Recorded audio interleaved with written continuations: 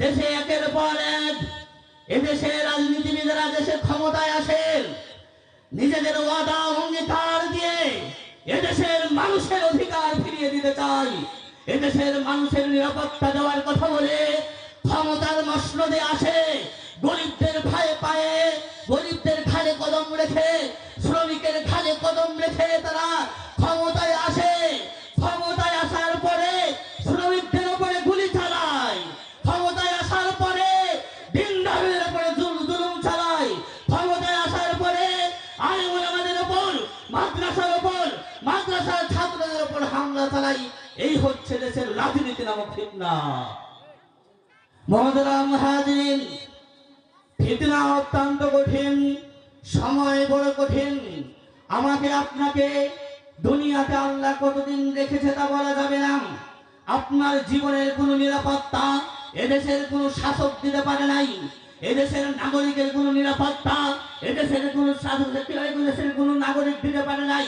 স্বাধীনতার পর থেকে আমার দেশে যত খুন গুম ধর্ষণ হয়েছে, শুধু তাই নয়, এদেশে যেখানে ছোট্ট ছোট্ট শিশুগুলো ধর্ষণের হাত থেকে রক্ষা পায় না, সেই দেশে আপনি কিসের আশা করেন? আজকে বড় বড় আপনি গুলি দেন, রাজনীতির কথা বলে মঞ্চে ময়দানে, আপনি টিভি সিনেমায়, আপনি অনলাইনে বড় বড় বক্তব্য দেন, আমি অধিকার, জাতির অধিকার ফিরিয়ে দিতে চাই।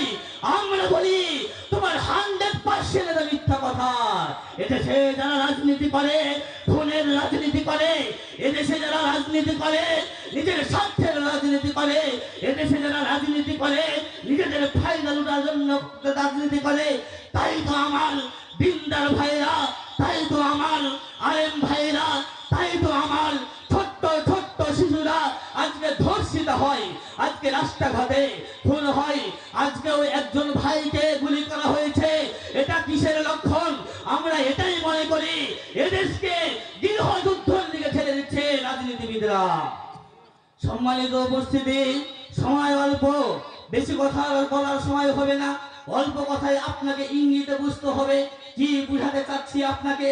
সময় বড় কঠিন, বাঁচার কোনো উপায় নাই।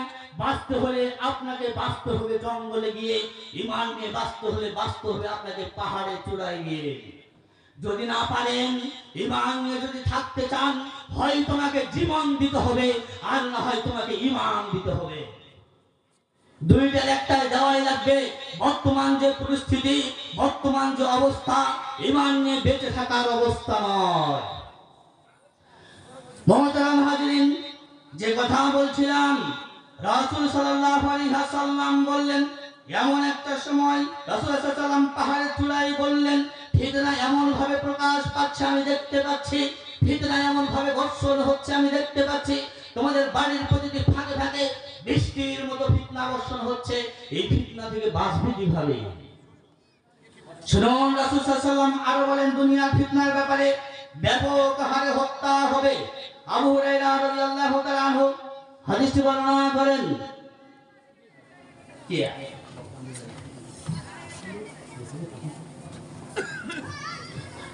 শুনুন, আবু হুরায়রা রাদিয়াল্লাহু তাআলা আনহু বলেন, রাসূল সাল্লাল্লাহু আলাইহি ওয়াসাল্লাম বলছেন, ওয়াল্লাযী নাফসি বিয়াদিহি, যার হাতে আমার জীবন, যার হাতে আমার জীবন, রাসূল সাল্লাল্লাহু আলাইহি ওয়াসাল্লাম বলছেন, যার হাতে আমার জীবন, ওয়াল্লাযী নাফসি বিয়াদিহি, ওই আল্লাহর কসম যার হাতে আমার জীবন, লা তাযহাবুদ দুনিয়া, আল দুনিয়া ধ্বংস হবে না, হাত্তা ইয়াতি আলান নাসি ইয়াউমুন লা ইয়াদরিল কাতিলু ফীমা কাতালা ওয়ালাল মাকতুলু ফীমা কুতিলা।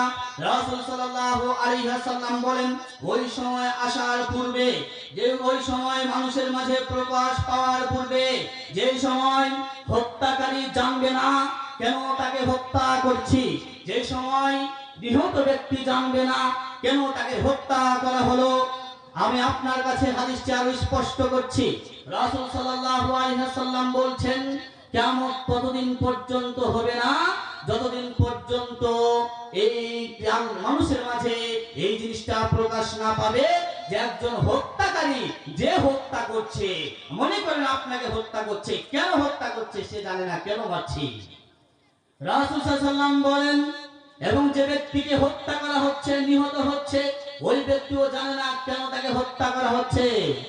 আপনারা জানেন 2018 সালে সুবর্ণচরে আমার এক বোন 2018 সালে সুবর্ণচরে সেইখানে ধর্ষণ করে অনবদ্য ধর্ষণ করা হয়েছে আমার এক বোনকে।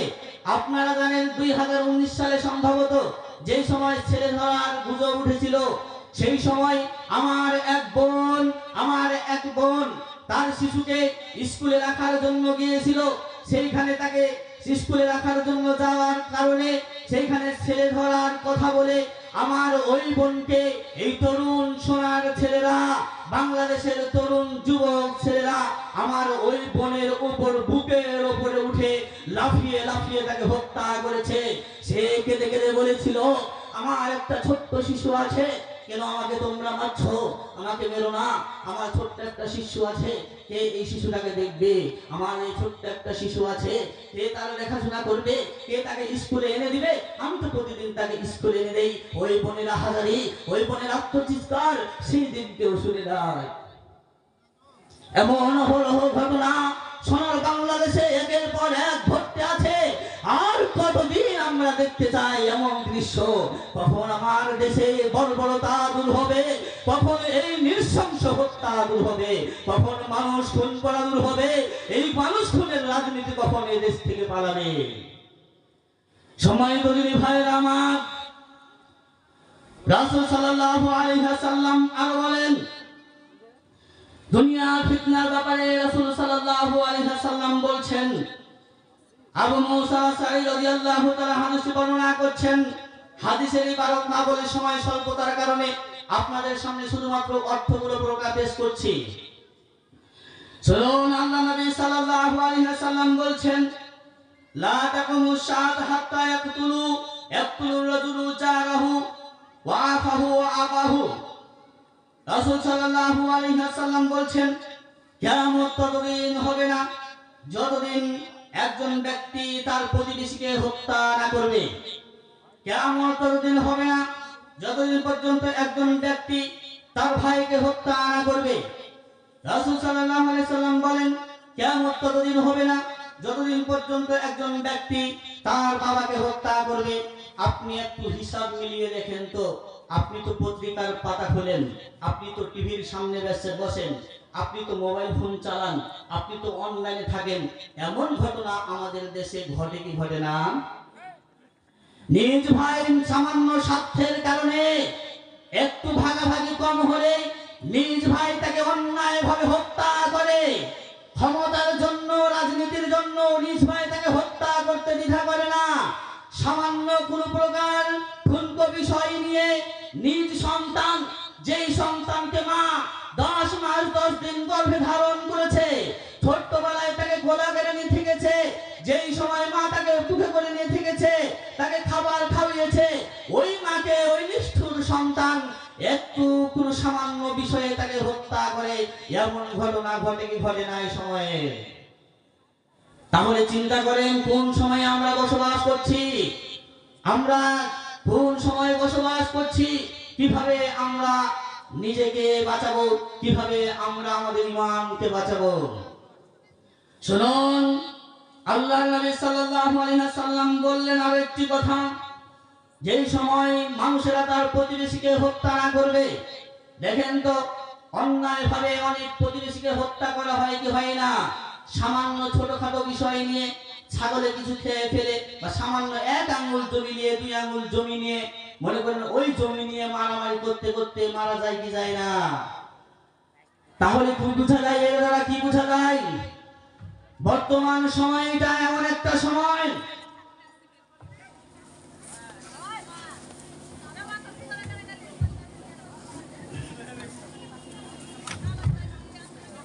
বর্তমান সময়টা এমন একটা সময়, যে সময়ে দেশে একটা পশু প্রাণীর মূল্য রয়েছে, এদেশে একটা কুকুরের মূল্য রয়েছে, একজন মানুষের মূল্য নাই, একজন আলেমের মূল্য নাই, একজন ভালো রাজনীতিবিদের মূল্য নাই, একজন পরহেজগার ব্যক্তির মূল্য নাই।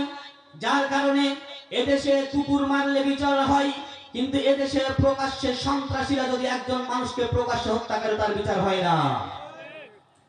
এদেশে যদি পাখি মারা হয় তার বিচার হয়, এদেশে যদি কোনো বন্য প্রাণী মারা হয় তার বিচার হয়, কিন্তু এদেশে যদি কোনো আলেমকে রাতের আধারে অথবা দিনের প্রকাশ্যে দিবালোকে যদি প্রকাশ্যে হত্যা করে তার বিচার হয় না।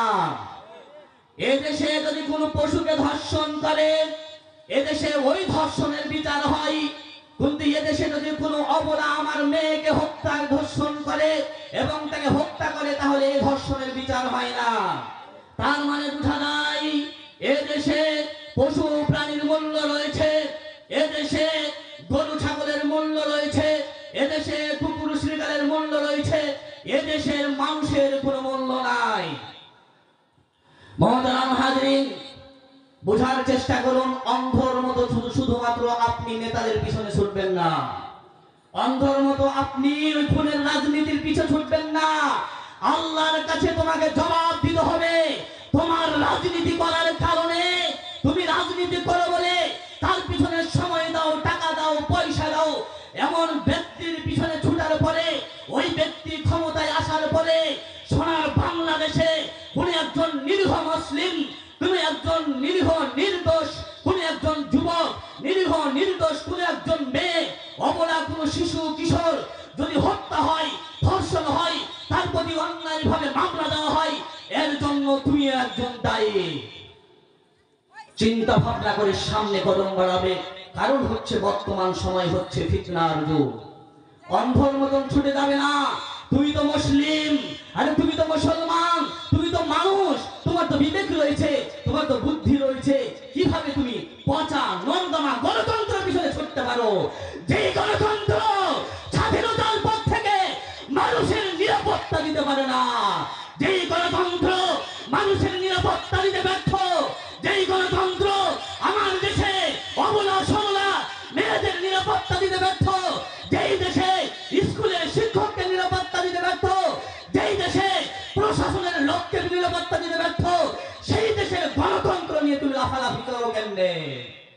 তোমার লজ্জা থাকা দরকার। তুমি একজন মুসলিম, তুমি মুসলিম, জেনে রাখবেন এ কথা সত্য। আল্লাহর নবী সাল্লাল্লাহু আলাইহি ওয়াসাল্লাম বলেছেন, আরে তোমরা ততক্ষণ পর্যন্ত যুদ্ধ চালিয়ে দাও, ততক্ষণ পর্যন্ত জিহাদ চালিয়ে দাও, যতক্ষণ পর্যন্ত আল্লাহর জমিন থেকে সকল প্রকার ফিতনা ফাসাদ, খুন নামক ফিতনা, সুদ নামক ফিতনা, ধর্ষণ নামক ফিতনা, সুদ নামক ফিতনা, জেনাবে বিচার নামক ফিতনা, ক্যাসিনো নামক ফিতনা, যত রকমের ফিতনা রয়েছে, হত্যা নামক ফিতনা, যতদিন পর্যন্ত দূর না হয় ততদিন পর্যন্ত আল্লাহর জমিনে তুমি জিহাদ চালিয়ে দাও, যতদিন পর্যন্ত সকল প্রকার ফিতনা ফাসাদ দূর না হয়ে আল্লাহর জমিনে একচ্ছত্র মহান আল্লাহর দ্বীন কায়েম না হয়ে যায়। তুমি দ্বীন কায়েমের রাজনীতি করতে পারো না, তুমি দ্বীন কায়েমের চেষ্টা করতে পারো না, দ্বীন কায়েমের জন্য আন্দোলন করতে পারো না, আর গণতন্ত্রের জন্য ঠিকই আন্দোলন করতে পারো। এই হলো আমরা মুসলিম। মহতারাম হাজিরিন, মহতারাম হাজিরিন, বলছিলাম আমাদের ফিতনা বিষয়ে কথা বলছিলাম। রাসূল সাল্লাল্লাহু আলাইহি ওয়াসাল্লাম আর বলেন, রাসূল সাল্লাল্লাহু আলাইহি ওয়াসাল্লাম বলেন, কিয়ামত ততদিন হবে না যতদিন নির্বোধ অযোগ্য লোকদের হাতে নেতৃত্ব চলে না যাবে। অযোগ্য নির্বোধ লোকদের হাতে যখন নেতৃত্ব চলে যাবে, অযোগ্য লোকেরা যখন দেখবেন ক্ষমতার মসনদে বসেছে, অযোগ্য লোকেরা যখন দেখবেন মসজিদের সভাপতি হয়েছে, অযোগ্য লোকেরা যখন দেখবেন যে মাদ্রাসার সভাপতি হয়েছে, অযোগ্য লোকেরা যখন দেখবেন আপনার মেম্বার হয়েছে, চেয়ারম্যান হয়েছে, মন্ত্রী হয়েছে, এমপি হয়েছে, ডিসি হয়েছে, যখন দেখবেন বুঝবেন যে তখন কিয়ামত খুব নিকটে চলে এসেছে। আল্লাহর নবী সাল্লাল্লাহু আলাইহি ওয়াসাল্লাম বলেন, আবু হুরায়রা রাদিয়াল্লাহু তাআলা আনহু বলেন, রাসূল সাল্লাল্লাহু আলাইহি ওয়াসাল্লাম বলেছেন, রাসূল সাল্লাল্লাহু আলাইহি ওয়াসাল্লামকে জিজ্ঞাসা করা হলো, একজন আরবী ব্যক্তি, বেদুইন ব্যক্তি, একজন গ্রাম্য ব্যক্তি আল্লাহ রাসূল সাল্লাল্লাহু আলাইহি ওয়াসাল্লামকে এসে জিজ্ঞাসা করছেন,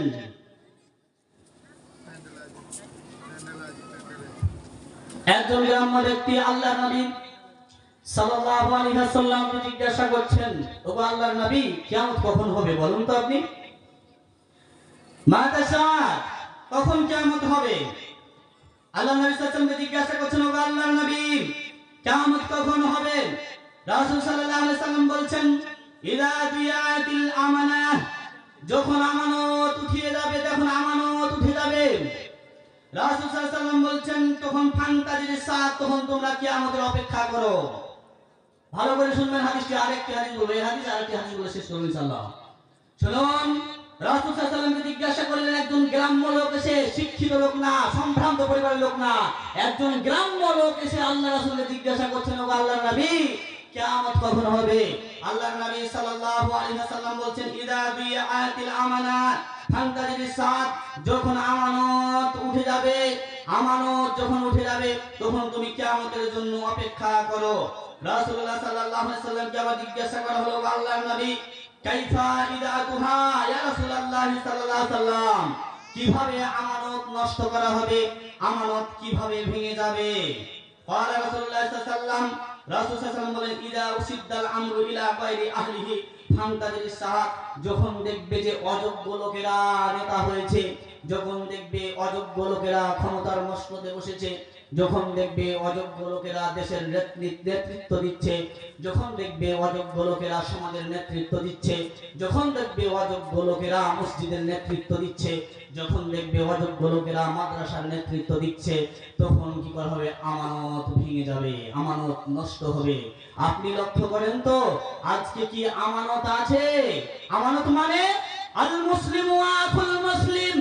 আল্লাহ নবী সাল্লাল্লাহু আলাইহি ওয়াসাল্লাম বলেন, একজন মুসলিম আরেকজন মুসলিমের ভাই, চাই সে সুদূর আমেরিকার হোক, চাই সে সৌদি আরবের হোক, চাই সে ভারতের হোক, চাই সে পাকিস্তানের হোক, যেখানে হোক না কেন, একজন মুসলমান মানে আরেকজন মুসলমানের ভাই, একজন মুসলমান আরেকজন মুসলমানের কাছে আমানত, একজন মুসলমান আরেকজন মুসলমানের কাছে আমানত।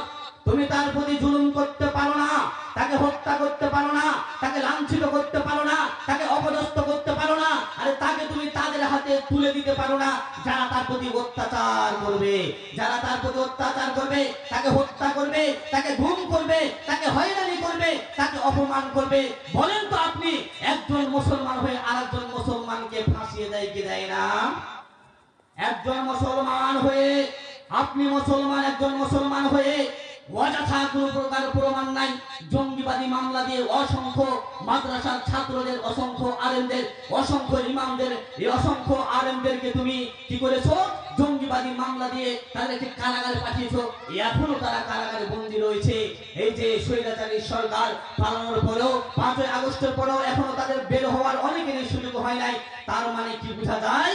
আমানত নষ্ট করে ফেলেছ। মুহতারাম হাজিরিন, বলছিলাম রাসূল সাল্লাল্লাহু আলাইহি ওয়াসাল্লাম বলেন, ইযা উদিয়াতিল আমানাত ফান্তাজিরিস সাআত, যখন আমানত নষ্ট হয়ে যাবে, তখন কিয়ামত সংঘটিত হবে, কিয়ামতের জন্য তোমরা অপেক্ষা করো। জিজ্ঞাসা করা হলো, কাইফা ইদাতুহা ইয়া রাসূলুল্লাহ সাল্লাল্লাহু আলাইহি ওয়াসাল্লাম, কিভাবে আমানত নষ্ট করা হবে? রাসূল সাল্লাল্লাহু আলাইহি ওয়াসাল্লাম বললেন, অযোগ্য লোকেরা, নির্বোধ লোকেরা, বোকা লোকেরা, মূর্খ লোকেরা যখন ক্ষমতার মসনদে বসবে, তারা যখন রাষ্ট্র পরিচালনা করবে, তারা যখন সমাজ পরিচালনা করবে, তারা যখন ব্যবসা প্রতিষ্ঠান পরিচালনা করবে, তারা যখন প্রতিষ্ঠান পরিচালনা করবে, তখন আমানত নষ্ট করা হবে, তখন আমানত ভেঙে যাবে। শুনুন, রাসূল সাল্লাল্লাহু আলাইহি ওয়াসাল্লাম আরো বলেন, মিরদাস আসলামী রাদিয়াল্লাহু তাআলা আনহু বলেন, মিরদাস আসলামী রাদিয়াল্লাহু তাআলা আনহু হাদিসটি বর্ণনা করেন। মিরদাস আসলামী হচ্ছেন গাছের নিচে যে সমস্ত সাহাবীরা আল্লাহর নবী সাল্লাল্লাহু আলাইহি সাল্লামের কাছে বায়াত করেছিলেন, তার মধ্যকার একজন সাহাবী হচ্ছেন মিরদাস আসলামী। মিরদাস আসলামী রাদিয়াল্লাহু তাআলা আনহু বলেন, ইয়াজহাবুস সালিহুনা আউয়ালুনা ফাল আওয়াল, একের পর এক ভালো মানুষেরা দুনিয়া থেকে চলে যাবে, একের পর এক ভালো মানুষেরা দুনিয়া থেকে চলে যাবে। আপনি লক্ষ্য করেন, আজকে আমাদের মাঝ থেকে ভালো ভালো মানুষগুলো বিদায় নিচ্ছে কি নেয় না? 13টি বছর কারাগারে বন্দী করে রেখেছো কোরআনের পাখিটাকে, যিনি শুধু বাংলাদেশে নয়, সারা পৃথিবী জুড়ে যিনি কোরআনের আলোচনা শুনিয়ে মুসলমানদেরকে দিক নির্দেশনা দিচ্ছিলেন। অসংখ্য বিধর্মীদের মুসলমান বানিয়েছিলেন, কোরআনের আলো যিনি ছড়িয়েছিলেন, সেই ব্যক্তিটিকে, এত ভালো মানুষটিকে রাজাকারের অপবাদ দিয়ে 13টি বছর কারাগারে রেখে হাসপাতালে তাকে হত্যা করা হয়েছে, তাকে বিদায় করে দেওয়া হয়েছে। তার মানে বোঝা যায় কিয়ামত আর বেশি দূরে নয়, কিয়ামত খুব নিকটে।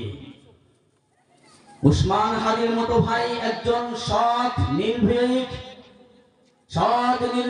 আমানতদার দিনদার এমন ব্যক্তিকে অকারণে তাকে হত্যা করে দুনিয়া থেকে বিদায় করে দেওয়া হয়েছে। আমার ভাই সাংবাদিক আলিফকে, যিনি শুধুমাত্র ওই সমস্ত মাজলুমদের জন্য লড়াই করতেন, কোর্টে গিয়ে আদালতে লড়াই করতেন, যারা কেস মামলা চালাবার মতো যাদের ক্ষমতা ছিল না, টাকা পয়সা ছিল না, তাকে ওই আদালতের সামনে জবে করে হত্যা করে দুনিয়া থেকে বিদায় করে দেওয়া হয়েছে। তার মানে কি বুঝেন আপনি? আল্লাহ নবী সাল্লাল্লাহু আলাইহি ওয়াসাল্লাম বলেছেন, আল্লাহ নবী সাল্লাল্লাহু আলাইহি ওয়াসাল্লাম বলেন, আল্লাহ নবী সাল্লাল্লাহু আলাইহি ওয়াসাল্লাম এর মাঝে বুঝান, আযহাবুস সালিহুনা আউয়ালুন। রাসূল সাল্লাল্লাহু আলাইহি ওয়াসাল্লাম বলেন, একের পর এক ভালো মানুষেরা দুনিয়া থেকে চলে যাবে।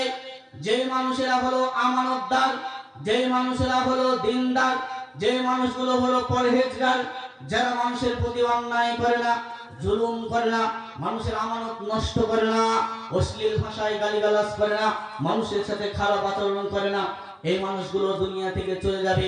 এই মানুষগুলো দুনিয়া থেকে চলে যাওয়ার ফলে রাসূল সাল্লাল্লাহু আলাইহি ওয়াসাল্লাম বলেন, ওয়ায়াবকা হুফালাতান কা হুফালাতিশ শাইর আও ইত্তামার। রাসূল সাল্লাল্লাহু আলাইহি ওয়াসাল্লাম বলেন, তখন শুধুমাত্র নিকৃষ্ট লোকেরা, খেজুর এবং জবের অপরিহার্য, যেটা অব্যবহার্য, যেটার কোনো মূল্য নাই, এমন ব্যক্তিরা শুধুমাত্র অবশিষ্ট থাকবে, এমন ব্যক্তিরা শুধুমাত্র বেঁচে থাকবে।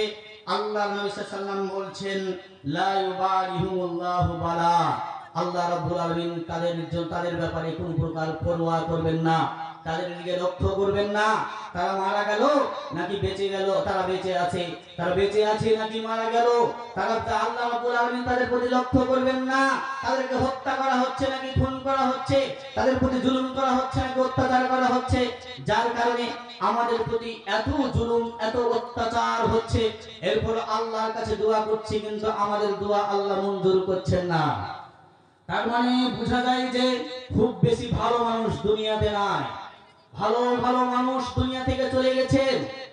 আমি আপনি সর্বদাই হারাম কাজের সাথে লিপ্ত।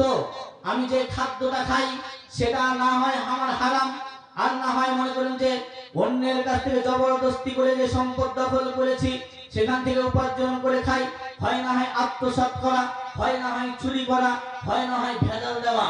আপনি যখন ব্যবসা করেন, ভালো জিনিসের সাথে খারাপ জিনিস মিশিয়ে দেন, ভালো পণ্যের সাথে ভালো খাদ্যের সাথে খারাপ খাদ্য মিশিয়ে দেন, তার মানে আপনি হারাম খেলেন। আপনি অন্যের টাকা, অন্যের জমি আত্মসাৎ করলেন, সেটা আবাদ করলেন, সেটা খেলেন, তার মানে আপনি হারাম খেলেন। ওই হারাম খাওয়ার পরে আল্লাহর কাছে যদি আপনি দোয়া করেন, তাহলে ওই দোয়া আপনার আল্লাহর দরবারে মঞ্জুর হবে না। বলছিলাম, রাসূল সাল্লাল্লাহু আলাইহি ওয়াসাল্লাম বলেন, ইয়াজহারুস সালিহুনা আউয়ালুনা ফালাউয়ালুন। একের পর এক ভালো মানুষেরা দুনিয়া থেকে বিদায় নিয়ে চলে যাবে, নিকৃষ্ট মানুষেরা শুধু বসবাস করবে, আর ওই নিকৃষ্ট লোকদেরকে ক্ষমতা দেওয়া হবে।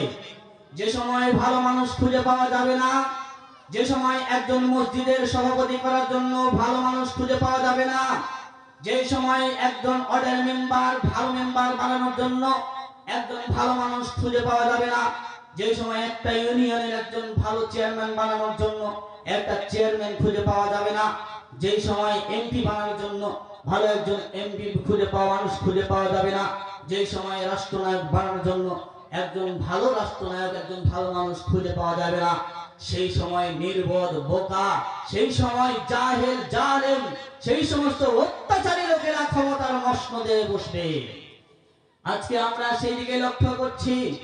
আমি ইঙ্গিত করে বলতে চাই, চিকনি গ্রামের দিকে আপনি লক্ষ্য করেন, এইখানে এমন একটা লোক খুঁজে পাওয়া যায় না, যোগ্য ব্যক্তি, যাকে আপনি সভাপতি করবেন মসজিদের, যাকে আপনি সভাপতি করবেন মাদ্রাসার, যাকে আপনি সভাপতি করবেন মাহফিলের, যাকে আপনি খতিবের জন্য নিয়োগ দিবেন, যাকে আপনি বক্তা হিসেবে নিয়োগ দিবেন, যাকে আপনি আমানতদার হিসেবে, প্রতিনিধি হিসেবে, সমাজের প্রতিনিধি হিসেবে, মেম্বার প্রতিনিধি হিসেবে একজন যোগ্য ব্যক্তিকে পাওয়া কঠিন। ঠিক বললাম নাকি ভুল বললাম? একজন যোগ্য ব্যক্তি মানে বলবেন হুজুর আমার হাজার হাজার ডিগ্রি আছে, টাকা আছে, পয়সা আছে, জায়গা আছে, জমি আছে, আমার মনে করেন যে আমার ফিগার ভালো আছে, আমি যোগ্য না? মানে আরে যোগ্য তো সেই যে আমানত রক্ষা করতে পারে, আরে যোগ্য তো সেই যে মানুষের উপর ইনসাফ করতে পারে, আরে যোগ্য তো সেই যার ভিতরে কোরআন ও হাদিসের জ্ঞান আছে, আরে যোগ্য তো সেই যে ইমাম সাহেব না থাকলে যেই সভাপতি ইমাম সাহেবের অনুপস্থিতিতে মিম্বারে উঠে খুতবা দিয়ে সালাত আদায় করাতে পারে, সেই তো যোগ্য ব্যক্তি। এমন ব্যক্তি খুঁজে পাবেন আপনি? পাবেন খুঁজে? মুহতারাম হাজিরিন, সময় আর বিলম্ব করছি না, আমাদের মাঝে